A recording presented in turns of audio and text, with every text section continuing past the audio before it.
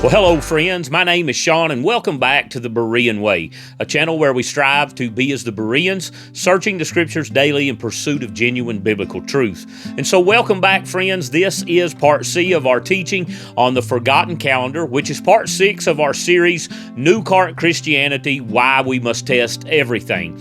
And so if you haven't yet watched parts A and B, please go back and watch those first. The foundation and the scriptural proofs from the Hebrew Scriptures are laid there, and today's teaching builds directly on both of those. And so the playlist, it's in the description below. Now in part A, we established the foundation, New Moon Day, the 3 categories of days, and the moon as Yahweh's ordained timekeeper. And in part B, we worked through the Hebrew Scripture proofs, the Exodus, the manna, Sinai, the Leviticus 23 Moedim, and the 8th day pattern. And today we're going to turn to the Apostolic writings for 3 additional witnesses and then address the 3 most common raised objections against the luni-solar framework. And then we're going to look at 2 biblical accounts, Jericho and the Battle at Aphek, that demonstrate a new moon interruption in the 7-day cycle. So let's get started.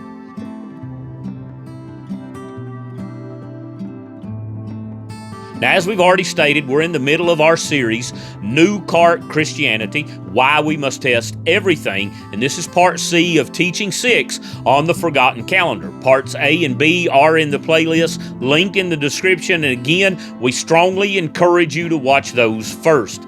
Now, our central assertion has simply been this, that in both the Hebrew Scriptures and the Apostolic writings, the weekly Sabbath consistently aligns with the 8th, 15th, 22nd, and 29th days of the lunar month.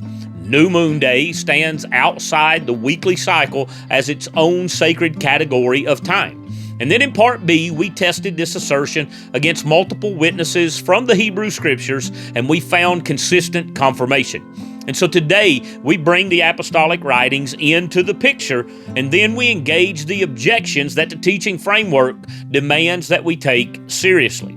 And so those who are committed to a continuous, uninterrupted 7-day Gregorian Sabbath cycle, they will often argue that the apostolic writings supports their position, that the Sabbaths recorded in the Gospels and the book of Acts align with the Saturday of the Gregorian week rather than with the lunar dates of the biblical calendar. And what we're going to discover is that the opposite is actually true. When the chronological details of the apostolic writings are examined carefully and honestly, they align precisely with the luni-solar framework and present significant problems for the continuous Gregorian 7-day cycle. And so we're going to begin in the Gospel of John in the context of the Feast of Sukkot. Apostolic proofs from the New Covenant writings.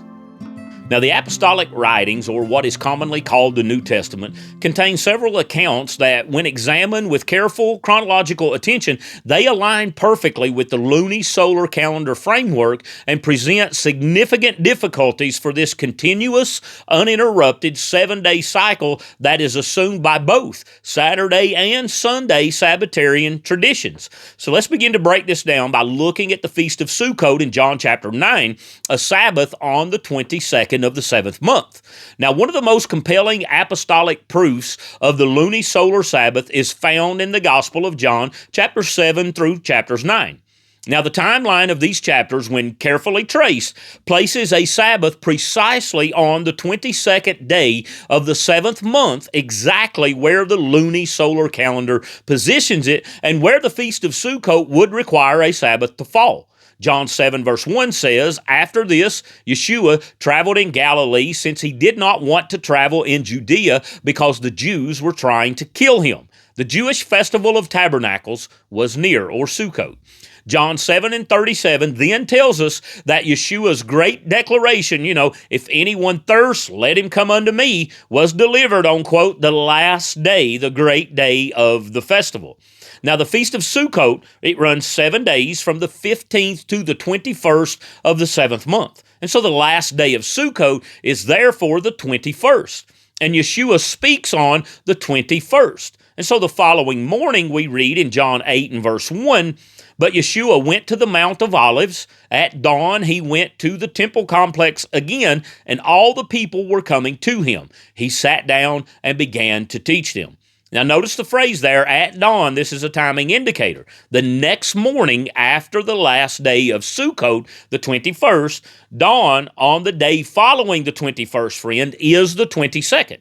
And so that same day, continuing in John 8, we have the confrontation with the Pharisees over the woman who was caught in adultery. And then later that same day, we read in John chapter 9, verse 1, and as he was passing by, he saw a man blind from birth. And then in verse 14, we read, the day that Yeshua made the mud and opened his eyes was a Sabbath. And so the healing of the man born blind took place on the Sabbath. And so we've traced this timeline, friend, very precisely through the text. The events of John chapters 8 and 9 occur on the day following the last day of Sukkot, the 22nd day of the 7th month. And John 9:14 tells us very precisely it was a Sabbath. So the 22nd day of the 7th month is a Sabbath. And friend, that is precisely where the luni-solar calendar places it. And so if the 15th was a Sabbath, the first day of Sukkot being this, day of rest and set apart gathering, and the 22nd was a Sabbath, then the 8th day was a Sabbath and the 29th was a Sabbath.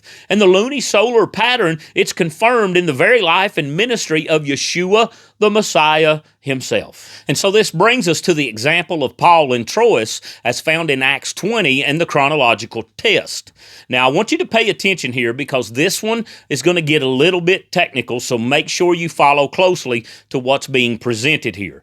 The account of Paul's stay in Troas in Acts chapter 20, it provides another significant confirmation of this luni-solar calendar, and it reveals a precise chronological problem for this continuous Gregorian 7-day cycle that cannot be resolved without recourse to the luni-solar framework.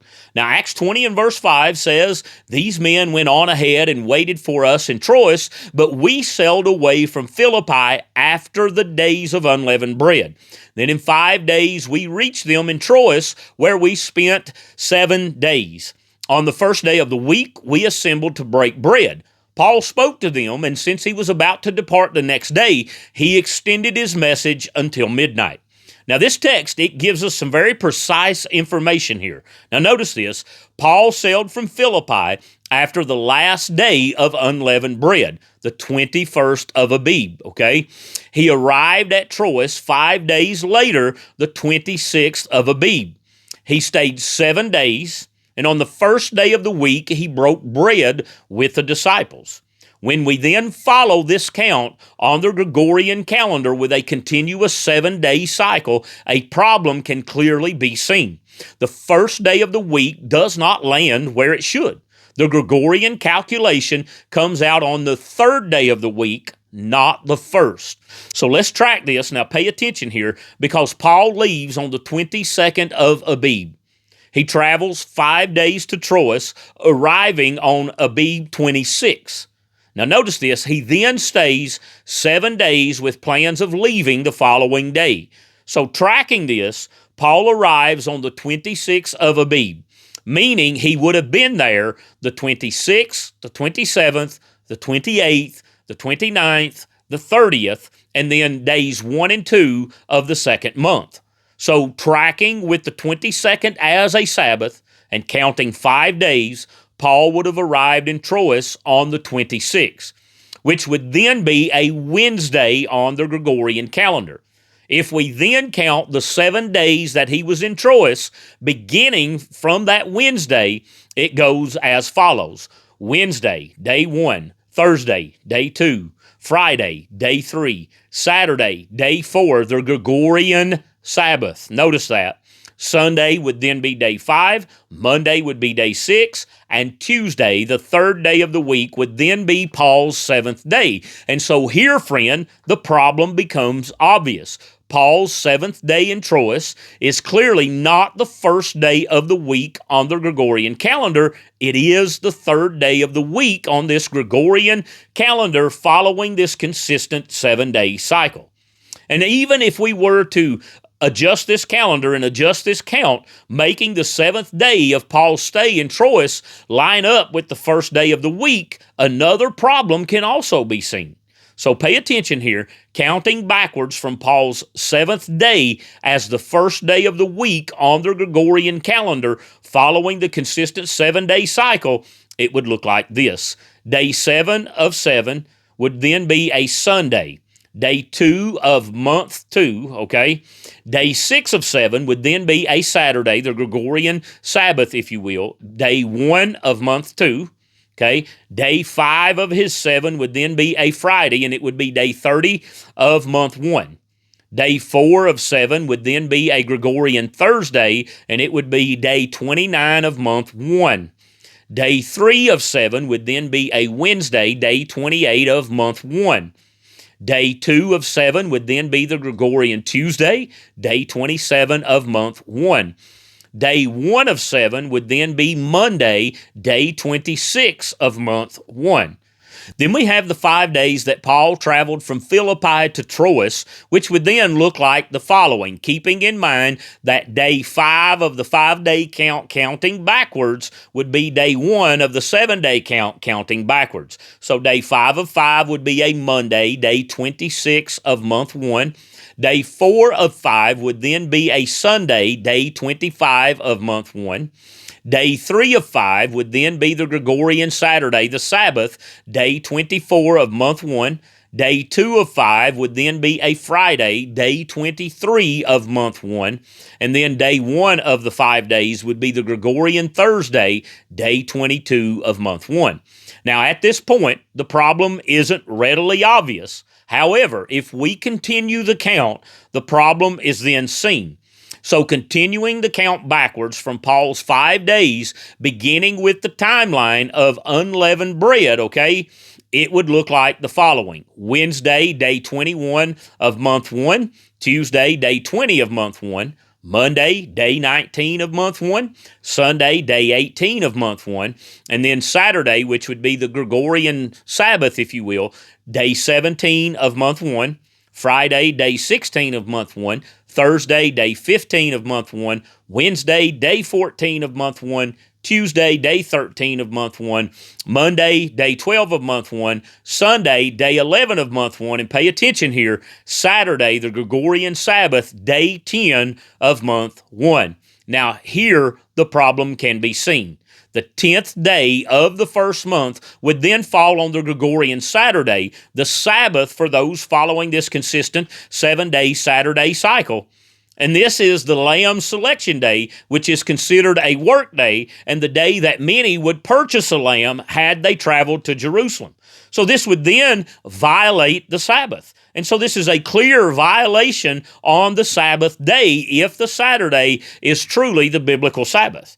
But on the luni-solar calendar, when the new moon day is properly accounted for as a day outside the weekly cycle, the first day of the week falls exactly where Acts 20 and verse 7 says it should. The new moon day separating Abib from the following month is not counted in the weekly cycle. And when that day is inserted into this count, the first day of the week arrives at the precise point that the text requires. So it would look like this. And so day 7 is day 2 of month 2, which would be work day 1 in your 7-day count. Day 6 of 7 would be day 1 of month 2, which would be new moon day. Day 5 of 7, day 30 of month 1, new moon day as well. As we pointed out, there can be 2 new moon days, and we pointed this out in 1 Samuel 20 in Teaching 6a, so if you haven't watched that one, go back and watch it. We then have day 4 of the 7, which would be day 29 of month 1, which would be your 4th Sabbath. Day 3 of 7 would be day 28 of month 1, work day 6. Day 2 of 7 would be day 27 of month 1, work day 5. And day 1 of 7 would be day 26 of month 1, work day 4. And now calculating the 5 days of travel to Troas, they would then look like the following. Day 5 of 5 would be day 26 of the month. Again, work day 4, the same as our count in our 7 there. Day 4 of 5 would be day 25 of month 1, working day 3. Day 3 of 5 would be day 24 of month 1, work day 2. And day 2 of 5 would be day 23 of month 1, work day 1. And day 1 of 5, day 22 of the month 1, would be your third Sabbath. And so this count, friend, it aligns perfectly with the Sabbaths, new moons, Paul's first day of the week, and it doesn't create a problem for the Lamb selection day. And this is not an argument from silence. It is a precise chronological test and timeline. The luni-solar calendar passes it perfectly. The continuous Gregorian 7-day cycle, it does not. Paul's stay in Troas is a calendrical, fingerprint, if you will, and it matches the luni-solar framework perfectly. But let's look at another example that is found, and this is going to be the High Sabbath of Passover as found in John 19. So our third apostolic witness, it comes from the crucifixion account in John chapter 19, where a specific detail about the Sabbath adds what we believe to be an important layer of confirmation to the luni-solar framework. John 19 and verse 31 says, "Since it was the preparation day, the Jews did not want the bodies to remain on the cross on the Sabbath, for that Sabbath was a special day. They requested that Pilate have the men's legs broken and that their bodies be taken away." And so the Sabbath that followed the crucifixion was specifically called a high one, or a special day, a high Sabbath. And so the reason that it was a special day or a high Sabbath is that it was both a weekly Sabbath and an annual Moed Sabbath simultaneously. And Yeshua was crucified on the 14th of Abib, the preparation day for Passover. And so the 15th of Abib was the first day of unleavened bread, a set-apart gathering and a day of rest. And on the luni-solar calendar, the 15th is always the weekly Sabbath. And so this is why the Sabbath was described as high or special. It was the Sabbath that was also the first day of unleavened bread, making it doubly sacred, if you will. And so on the luni-solar calendar, this double sacred character, it's the natural outcome of the calendar's design. The 15th, it's always a weekly Sabbath, and unleavened bread always begins on the 15th. So the high Sabbath, it's not a special exception. It is the regular weekly Sabbath of the 15th, elevated by the purposeful coincidence with the annual Moed. And so the luni-solar framework, it explains all of this perfectly. The continuous Gregorian Sabbath cycle must resort to, some complex arguments about annual Sabbaths being distinct from the weekly ones without ever explaining why the 14th happened to fall on a preparation day. The most common objections to the luni-solar calendar. Now, when the biblical luni-solar calendar is presented, several objections are consistently raised by what we believe to be sincere believers who genuinely love the Word of Yahweh and are wrestling with what it actually says. And the testing framework, it demands that we engage these objections honestly and thoroughly, not dismissively. So let us address the three most significant, and we're going to begin with the argument that the Sabbath has always been an uninterrupted 7-day cycle. And this is perhaps the most common and maybe the most emotionally compelling objection. The argument goes like this: the Sabbath has been observed every seventh day in an uninterrupted cycle since creation. Jewish tradition has maintained this unbroken chain. Therefore, the luni-solar Sabbath, which inserts new moon days outside the weekly count, cannot be correct because it would then break this chain. Now, there are several problems with this objection. First, it assumes that the Jewish tradition of an uninterrupted 7-day cycle goes back to Sinai or maybe even to creation. But the historical evidence directly contradicts this assumption. For example, the Universal Jewish Encyclopedia states plainly that the Sabbath, quote, originally was dependent upon the lunar cycle, end of quote.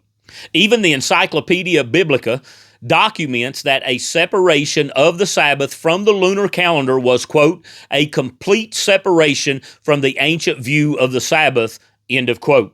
Now, the tradition of the uninterrupted 7-day cycle is not the ancient tradition.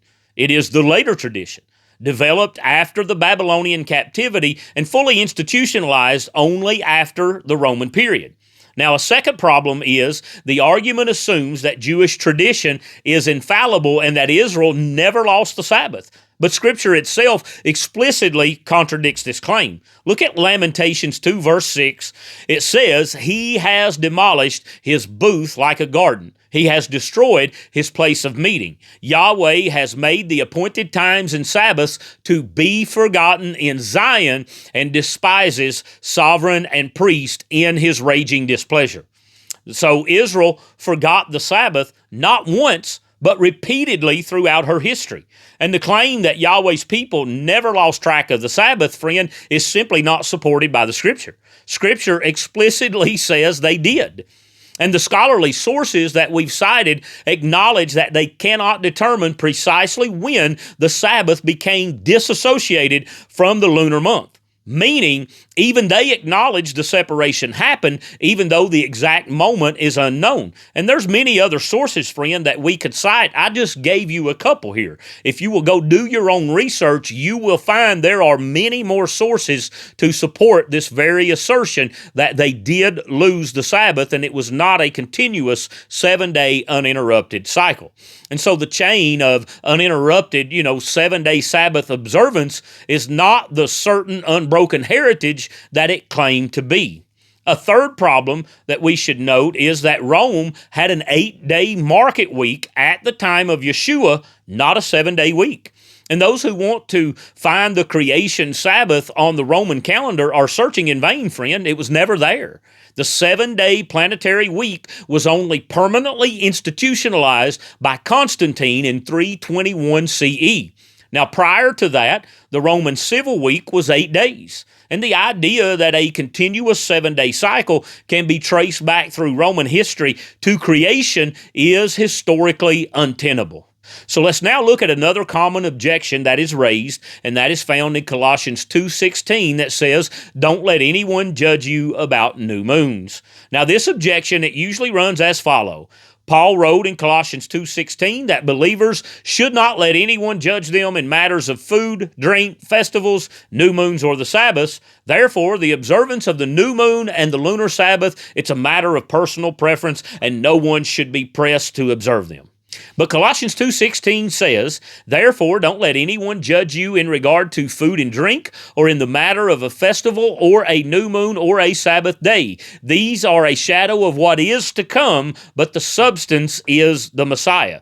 Now, the key to understanding this passage, it lies in the direction of the judgment that Paul is addressing. Now, he's not telling the Colossians to stop observing the new moon and the Sabbath. He's telling them not to be judged, not to allow the false teachers at Colossae who were promoting a syncretistic hybrid of Jewish legalism, angel worship, and ascetic, philosophy to condemn them for their observance. The false teachers were the ones doing the judging. And so Paul is defending the Colossians' right to observe these things, not abolishing the things themselves. And this is evidenced by the context, which is set back in verse 8. So Colossians 2:8 says, be careful that no one takes you captive, and notice this, through philosophy and empty deceit based on human tradition, based on the elemental forces of the world and not based on Messiah. And so notice how that Paul points out that they are trying to be taken captive by such things as philosophy, empty deceit, and human tradition. And friend, the Torah, the feasts, the Sabbaths, new moons, none of them were ever called philosophy, empty deceit, or human tradition. And furthermore, the statement that these things are a shadow of what is to come does not mean they are no longer relevant. A shadow is cast by a substance. And so if the shadow points forward to Yeshua, and Passover, first fruits, Shavuot, Yom Teruah, Atonement, Tabernacles, all find their fulfillment in Yeshua, then observing those appointed times in their proper luni-solar framework, it's not an abandonment of Yeshua. It is a deepened engagement with what Yeshua has accomplished and what he will yet accomplish. Now, Colossians 2:16, when read in its context, it's not a license to abandon Yahweh's calendar. It is actually a defense of the Colossians' observance of it. So let's look at a third objection that is raised to the luni-solar calendar, and this is the idea that it is too complicated. Yahweh wouldn't make things this hard. Now, this objection, it comes from, we believe, a genuine place of humility and practical concern. Now, the luni-solar calendar, it requires tracking the new moon, counting days from the lunar conjunction, and navigating a framework that does not align with the Gregorian calendar of our surrounding culture. And for someone whose entire life, their employment, their family, their schedules, civic responsibilities and duties is organized around this Gregorian calendar, this feels impossibly burdensome at times, and it can feel a bit overwhelming until you understand it. Now, there are two responses here that are important. First, the argument that Yahweh wouldn't make it that complicated carries the implicit assumption that Yahweh has some obligation to make obedience convenient for people who are living in this Roman-ordered world that we live in. But the burden of complexity is not Yahweh's creation. It's the product of man's departure from his calendar. And if the world still operated on the luni-solar calendar of creation, there would be no complexity at all, friend. The difficulty arises precisely because man changed Yahweh's calendar, and now walking according to Yahweh's calendar requires navigating two competing systems. The inconvenience is man's fault, not Yahweh's design. And secondly, the testing framework is not authorized to set aside what the Word of Yahweh says because it feels inconvenient. The Bereans did not say to Paul, this is too complicated. Could you simplify it for us? They went to the Scriptures. They examined what they were being taught against the Word of Yahweh daily. That is the pattern that this series calls every believer to, regardless of whether the conclusion is culturally convenient or not. The problem with the continuous 7-day cycle, the Jericho account. Now, one of the most compelling demonstrations that the new moon interrupts the 7-day weekly cycle, it's found in the account of the fall of Jericho in Joshua chapter 6. And this account, it presents an unresolvable dilemma for the continuous Gregorian Sabbath, but is perfectly consistent with the luni-solar framework. So let's begin by looking at the dilemma the continuous cycle creates. Joshua 6, verse 11 says, "So the ark of Yahweh was carried around the city, circling it once. They returned to the camp and spent the night there." Now, verse 14 tells us, "On the second day, they marched around the city once and returned to the camp. They did this for 6 days. Early on the 7th day," here's our marker, a timing indicator. "Early on the 7th day, they started at dawn and marched around the city 7 times in the same way." That was the only day they marched around the city 7 times. So here we have Israel marched around Jericho for 7 consecutive days. The fighting men, they were fully armed and prepared for battle, and they carried the ark of Yahweh. And so on the 7th day, they marched 7 times around the city. The walls fell, and they charged in, plundering the city, executing its inhabitants, and claiming it for Yahweh. And so this was not a defensive action. It was a full military offensive engagement. Now here is the dilemma the continuous 7-day cycle creates. If the Sabbath falls on an uninterrupted every 7-day pattern, okay, and if the march began on any random day of that cycle, then for approximately 1 in every 7 possible starting days, the 7th day of the march, the day of battle, would be the Gregorian Sabbath. Did Yahweh ever command Israel to conduct a full military offensive on the Sabbath? Did he ever instruct Joshua to break the very Sabbath that he had been teaching Israel for the 40 years in the wilderness? There's no Torah precedent for offensive military action on the Sabbath. And the continuous 7-day cycle creates a contradiction that it cannot resolve. So let's look at the resolution from the book of Jasher.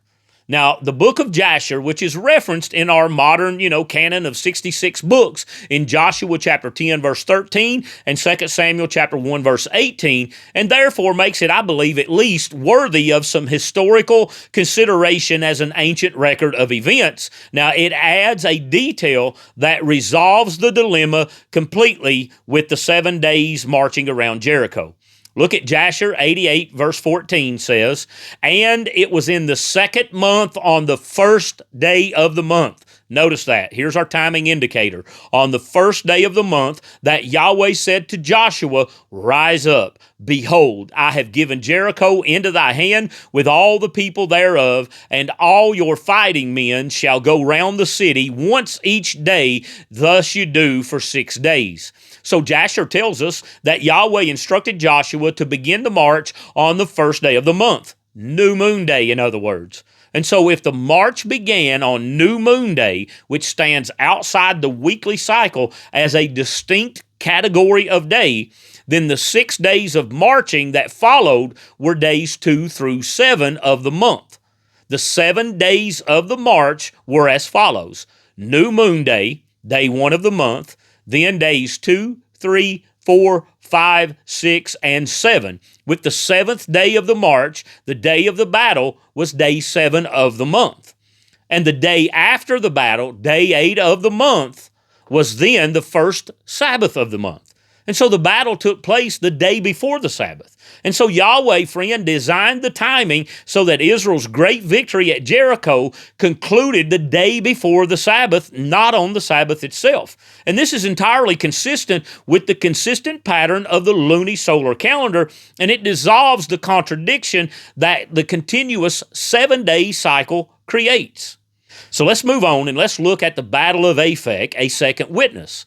So a second biblical narrative, it confirms this same pattern we just seen in Joshua, that a 7-day standoff or sequence of events beginning on New Moon Day resolves before the Sabbath, with the Sabbath falling on day 8. Let's go to 1 Kings 20, beginning at verse 26, where the text says, "And it came to be at the turn of the year," notice that Ben-Hadad mustered the Arameans and went up to Aphek to fight against Israel.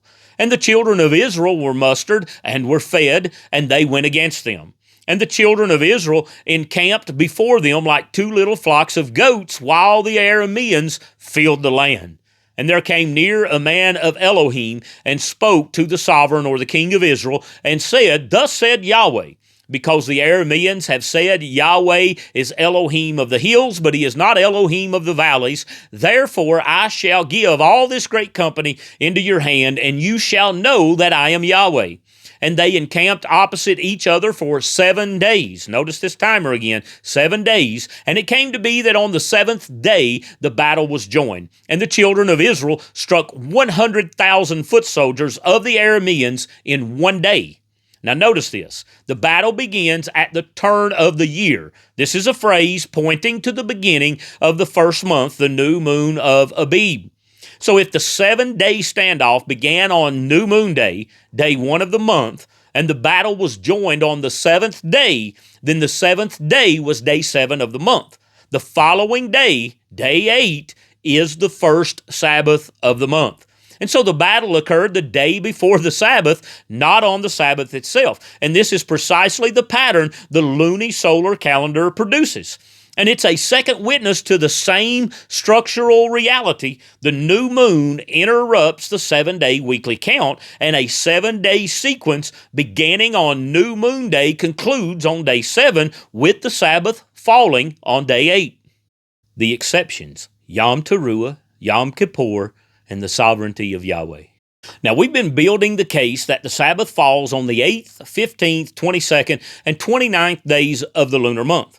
But now a careful reader of Leviticus 23 will notice that 2 of the appointed times, and that is going to be Yom Teruah and Yom Kippur, appear to fall on days that are not among those 4.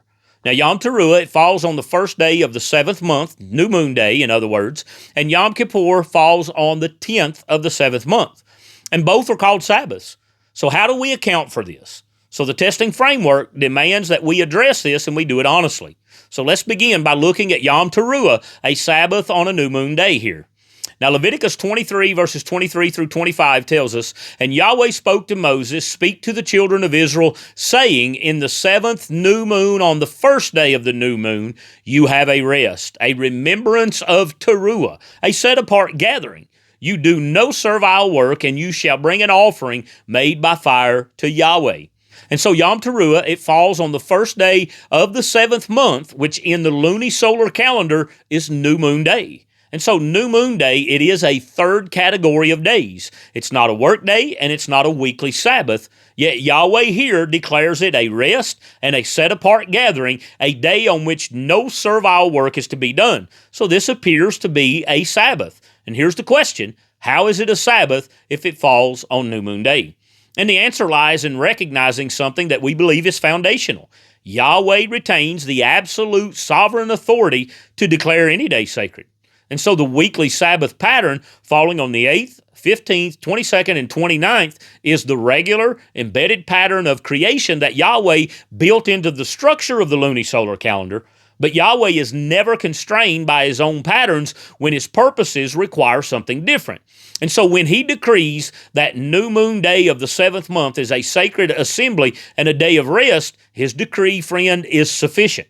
Yom Teruah is a Sabbath by divine declaration, not by the regular weekly pattern.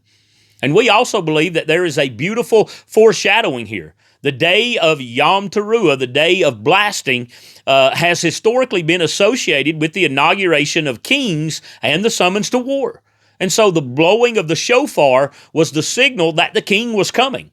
Yom Teruah is the divine announcement. It is the shofar blast that declares the king's arrival. And so once the king reigns eternally, some believe Yom Teruah's role will be complete. And the book of Job offers a window into what may lie behind this day. Let's look at Job 38, verses 4 through 7. The text says, "Where were you when I laid the foundations of the earth? Declare if you have understanding. Who sets its measurements if you know? Or who stretched the line upon it? Upon what were its foundations sunk? Or who laid its cornerstone when the morning stars sang together and all the sons of Elohim shouted for joy?" Now notice that Yom Teruah, it may be a memorial of creation itself. In other words, the day when the sons of Elohim, or what we would say is angels, shouted for joy at the laying of the earth's foundation. So in any case, Yahweh declares it a Sabbath, and that declaration, friend, for me, it is sufficient. It's not an exception that undermines the luni-solar framework.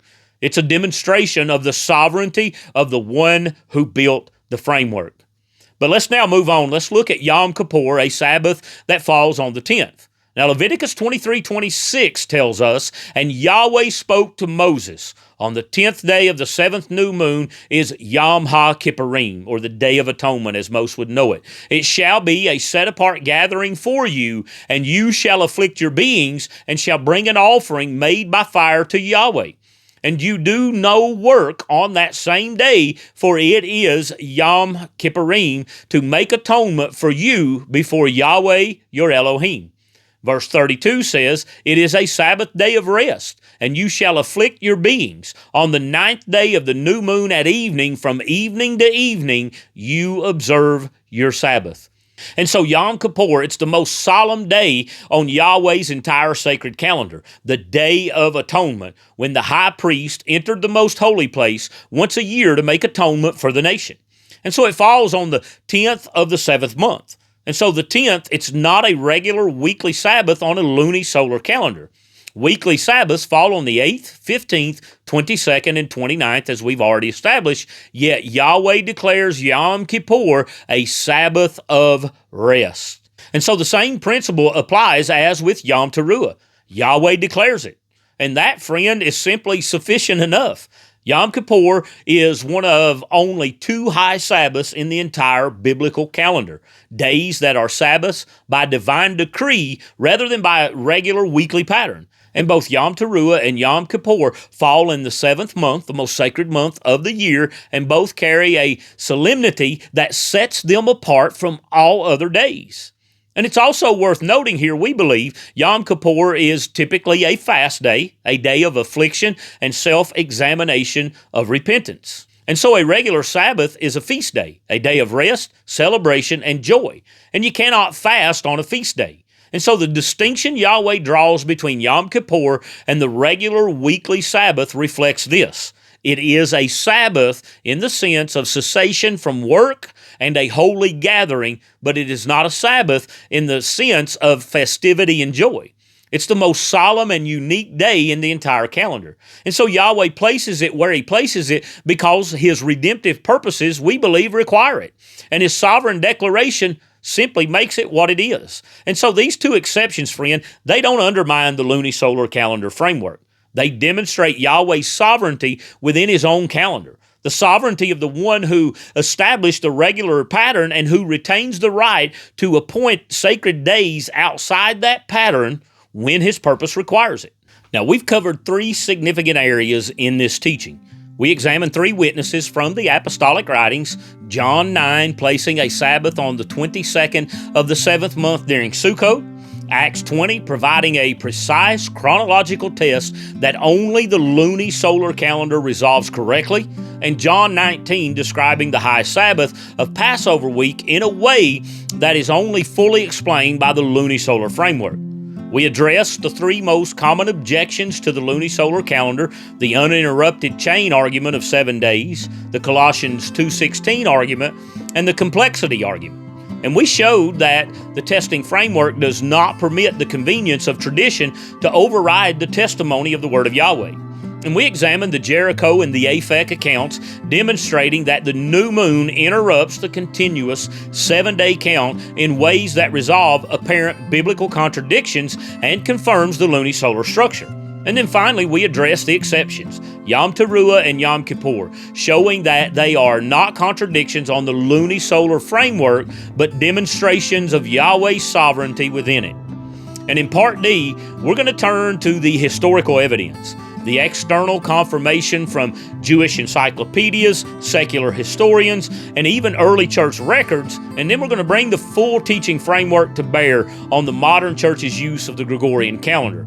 And we will ask the question the entire series has been building toward: is the Gregorian Roman calendar the church's new cart? And what does faithfulness demand in response? So make sure that you join us for Part D.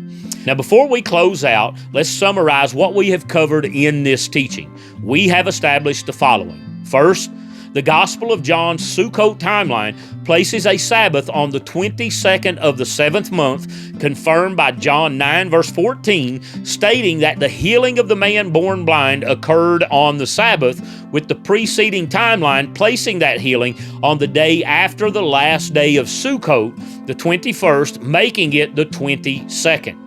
Second, the Acts 20 chronology of Paul's stay in Troas presents a precise test. A 7-day stay beginning on Abib 26 ends with a gathering on the first day of the week. This calculation, we showed, works only on the luni-solar calendar, with the new moon day inserted at the month boundary, not on a continuous Gregorian 7-day cycle.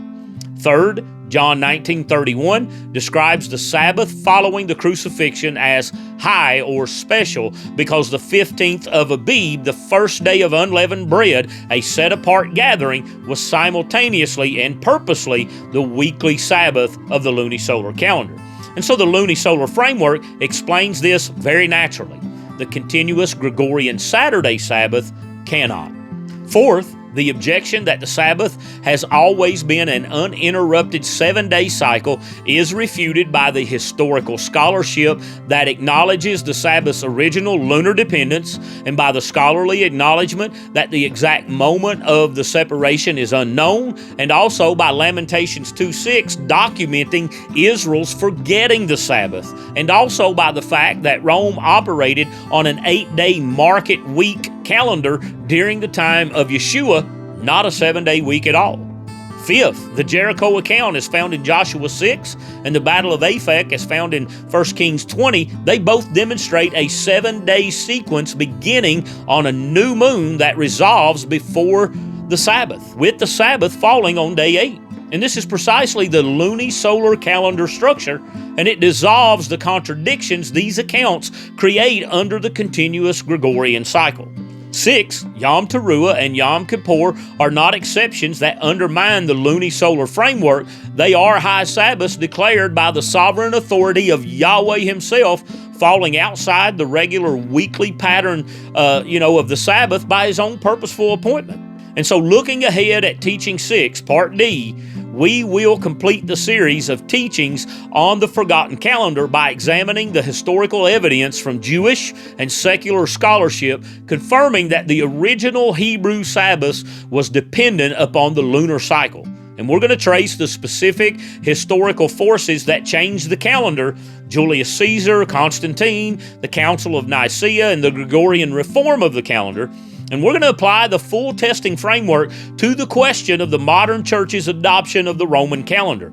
And then we're going to close with the ancient path, a call of Yahweh through Jeremiah to stand at the crossroads, find the good way, and walk in it. And so Part D, friend, is going to sort of be that landing point of everything that we've been building. So make sure you don't miss it. But friends, we just want to thank you for being with us through Part C. This has been a teaching that required some careful attention to chronological detail, the kind of detail-oriented engagement with the text that the Berean pattern requires. And so we hope that you're beginning to see, as we hope we have shown, that this is not a fringe interpretation that's constructed, from just a few isolated proof texts. It is a consistent, interlocking, mutually confirming pattern that runs from Genesis through the Apostolic writings. And so the calendar of Yahweh, it is coherent. The text, friend, it's trustworthy, and the testing framework is doing exactly what it was designed to do. So go back to the text. Trace the Sukkot timeline in John 7 through 9. Work through the Acts 20 chronology yourself. And then join us for Part D, where we close this chapter and ask what faithfulness really looks like and what it requires. And subscribe, hit the bell, share this with someone who's asking these questions. You can find us on Facebook, Instagram, TikTok. You can reach us at the Berean Way 1711 at gmail.com. And if you feel led to support the ministry, the Buy Me a Coffee link, it's in the description box below. But until next time, friend, be a Berean, walk in the Berean way, and may Yahweh Shalom find you in your pursuit of biblical truth.